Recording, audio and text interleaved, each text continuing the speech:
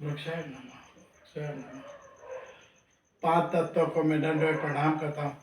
इसके पहले मैंने बताया कि शक्ति है ये अंदर, जैसे कि कोई शक्ति दिखने में आती है, कोई शक्ति दिखने में नहीं आती है। तो माँ बाप जैसी करनी करेगी ऐसी करनी के बेटे खाएगा, तो वही करनी का उनको, इनके माँ बाप को और समाज को देना पड़ेगा। अच्छा होगा तो संत बनेगा, परोपकारी होगा, जीव जंतु पूरी दुनिया में ये अच्छा काम करेगा। लेकिन ऐसे किसी की बलि, किसी का बुरा, ये बार बार इसलिए बोलता हूँ रिपीट करके, तो इनका हुआ राक्षसी होगा। राक्षसी के अंदर किसी नाती जाति भेदभाव धर्म कुछ नहीं होता इसमें। इसमें तो हर कोई की कमाई, हर कोई का कर्म, हर कोई की अंदर की भावना, वो भावना से जो दोनों से माँ बाप से पैदा हुआ वो बेटा, वही उनका फल होगा। वही करेगा जो उनके माँ बाप ने किया, वो व्याज के साथ उनको देगा। देगा कहाँ? बिल्कुल देगा। अगर जो माँ बाप को संत होगा तो संतों की बातों करेगा, उनके बेटे को संत की तरह समझाएगा, दुनिया के अंदर समझाएगा। वो ऐसे बोलेगा भाई बाप है। इसे आगे भी बोला है कि सफेद जैसे हड्डी है, हड्डी नहीं हो तो क्या होगा? पूरा मांस फैट जाएगा।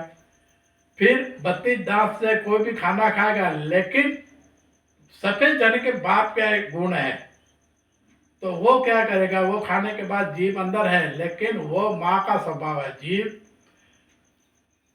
लहू, मांस, ये माँ का स्वभाव है। और जो बेटा जन्मा है ये गुण उनका दोनों का मिलकर है।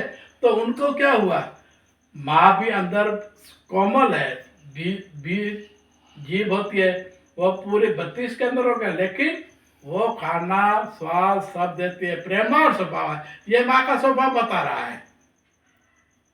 और बाप का काम है कि भाई कठिनाई में काम आना है, तो बाप अपना स्वभाव बता रहा है। जो माँ और बाप इन दोनों के से फिर नहीं नरम है, नहीं गरम है, नहीं सूखा है, नहीं वो है गीला है। तो यहाँ पर बोलते नखून कैसा है कि नखून के बोलेंगे क्या है? बोलेगा सूखा भी है, नरम भी है। कोई भी काम कड़क होगा तो वो काम करेगा, लेकिन कितना? तो ये भी काम है। माँ बाप ये दोनों उन गुण में आता है बेटे को। और बेटे जब ये माने कि मेरा माँ और ये मेरा बाप के सहयोग से मैं बना हूं, ये दोनों निकल जाए, तो इनका कोई अर्थ नहीं है। क्या होगा? कुछ नहीं है। इनका अर्थ शून्य हो जाएगा। और ये शून्य के वजह से कुछ नहीं है। जैसे इसके माँ और बाप का भी कोई बाप और माँ होगा, इनका भी कोई बाप, तो सबका गुण है। तो बच्चे जो है वो भी इतना घमंडी कि इतना नहीं हो कि मैं हूं। नहीं, बिल्कुल नहीं हो। तुम हो और आप है। आप और तुम में फर्क है। तू छोटे का छोटा ही रहेगा। हाँ, आप बनना हो तो आप बड़े इंसान बनने के लिए विशाल दिल करो, विशाल। और सबका चेहरा देखो आप। ईश्वर ऐसी शक्ति दी है कि समझ लो किसी औरत का चेहरा बदसूरत हो तो क्या करोगे? ताजमहल बनाओगे? नहीं बनाओगे, क्योंकि बदसूरत औरत है। एक आंख औरल सो की तरह, मुंह ऐसा हो, हा हा हा करती है, तो क्या करोगे? डर जाओगे आप, तो इससे दूर भागोगे। तो इसके लिए आप ताजमहल नहीं बनाओगे क्या? मैं ताजमहल का नाम इसलिए लिया आ गया, लेकिन सॉरी, ये ताजमहल भी मेरे को बोलने की जरूरत नहीं है। मैं ये भी नहीं बोल सकता हूँ ताजमहल का भी नाम।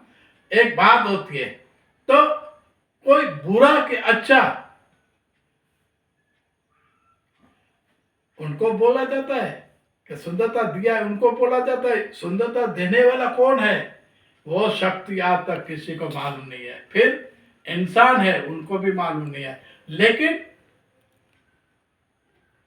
जो मैंने बोला कि सुंदरता भी एक अपनी जगह है। बचपन से लेकर जवानी लेकर बुढ़ी औरत हो जाएगी 90 साल तो उनको क्या वही भाव होगा? नहीं, बिल्कुल नहीं होगा। तो इंसान बुढ़ा हो जाए 80 साल का वही भाव होगा? नहीं होगा। तो क्या है? तो सारस पक्षी है, उसका मैंने पहले भी दृष्टांत दिया। वो जिंदा होने के बाद एक जोड़ी में रहते हैं और लास्ट में एक ही के साथ एक मर जाए तो दूसरा 6 महीने के अंदर मर जाता है, सिर भटका। तो ये हुआ प्रेम। इनका कोई बड़ा कोई बनाया नहीं है कि भाई तेरा ये बना ले, ये बना। इंसान नहीं बना सकता। लेकिन इंसान के लिए मैंने जो ताजमहल का नाम लिया है वो सॉरी, मैं किसी का धर्म जाति नाती भेद किसी का लेना नहीं चाहता, पर ये नाम आ गया इसलिए मैं रख दिया। अभी सॉरी बोल दिया। तो ये भी नाती जाति भेदभाव धर्म नहीं है। मैं सिर्फ पेड़ पौधे के और 5 तत्व के सिवा और किसी की बात करना नहीं चाहता, नहीं चाहता, नहीं चाहता।